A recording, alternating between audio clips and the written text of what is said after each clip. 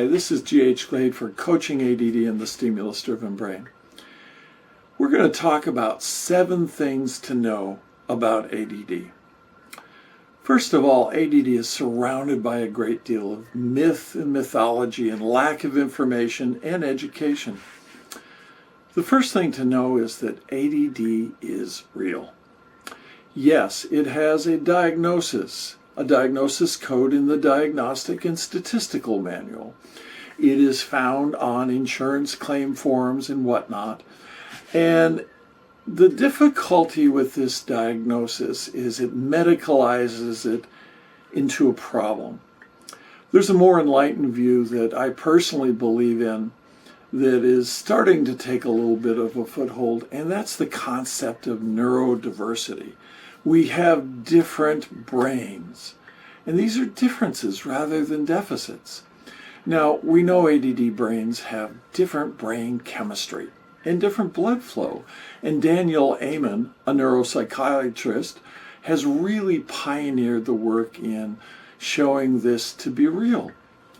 It is absolutely real, and you've had it since childhood. A second mythology about ADD is the demographics of it. It's felt to skew to people of low income, and this is frankly untrue. ADD doesn't discriminate. It's part of your genetic inheritance we can get from either our mother or our father. The issue for people that come from a low income background is they are more likely to not be diagnosed because of limited resources. Oftentimes they have schools that just aren't the best. They have other social problems that get in the way and interfere with really identifying what's going on. A third thing to know is making the diagnosis is challenging. It takes formal testing, and I have a previous video on what an ADD assessment looks like. Oftentimes people will make the diagnosis rather casually. This is unfortunately largely primary care providers, well-meaning, but it's badly founded. To really make the diagnosis, it's actually challenging. It takes an interview and knowing the questions to ask to separate the nuance of what can be other things.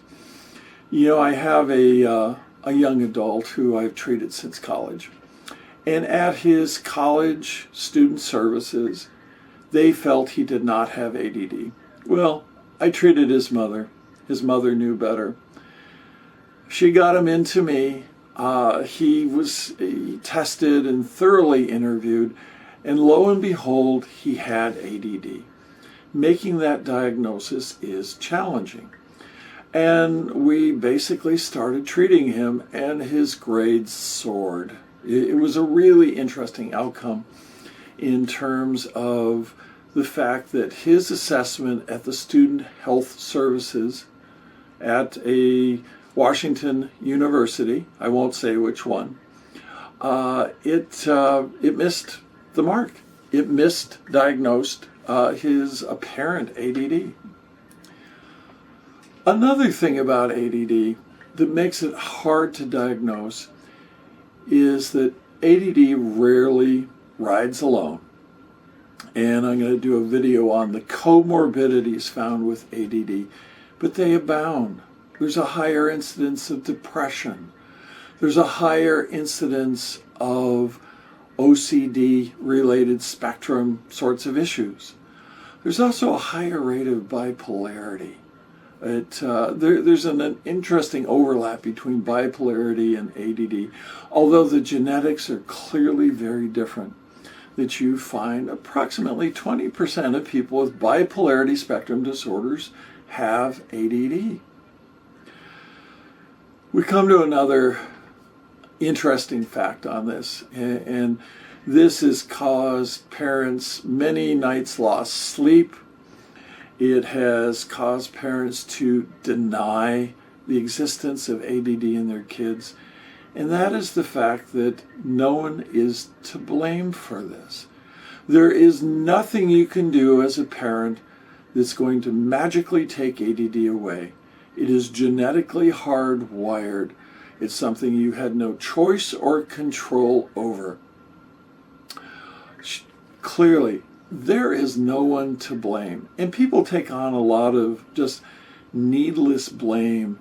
They basically want to deny its existence because they feel that that will self-reflect. You know, I've had numerous clients tell me that their parents expressed some awareness they had it, but refused to have them even become involved in treatment.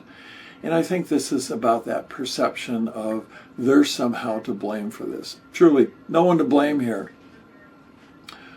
Now, another aspect of ADD that you really ought to know is treatment should be multifaceted. You know, in a previous video, I talked about the fact that medications are twice as effective as all the biobehavioral interventions. I am a big advocate of those biobehavioral interventions to that. Yes, we don't have to be bad to get better. And these really support what medications do.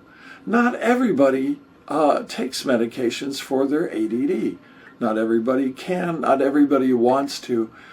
And unfortunately, not everybody finds success in just doing the biobehavioral things. Treatment in its ideal is multifaceted. It's not about just taking a medication and everything suddenly will magically be better. You know, it's an interesting thing because I always do formal testing. It is part of a standard of care that one ought to be doing in treating ADD. And when I get people with really robust scores on the testing that I employ, I tell them this is a double-edged sword because there is going to be no doubt about the fact they have a response to these medications. And they're going to go, oh my gosh, this is the answer. You know, I am going to have major differences and changes in my life. Woohoo. Hey, it takes about 2 or 3 months, and then my word starts sinking in that, yeah, there may be more to it. Now, the last thing that you ought to know about ADD is you don't outgrow it.